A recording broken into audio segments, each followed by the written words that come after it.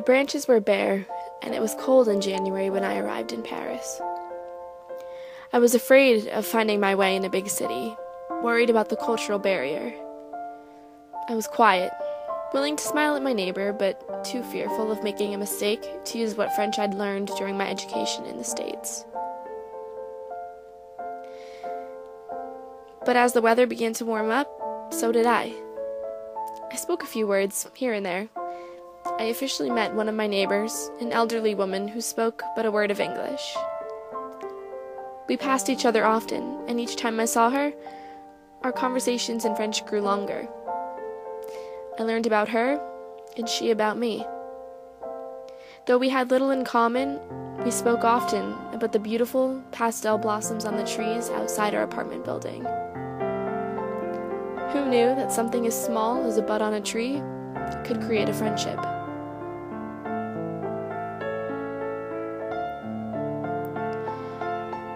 I stood on my balcony each and every day for nearly 5 months and watched as the bare branches on the trees that lined the street became enveloped in dusty pink blossoms.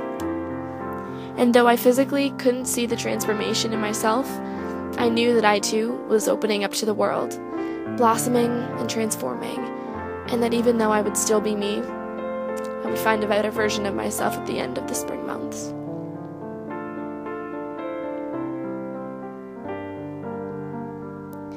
Here I am now.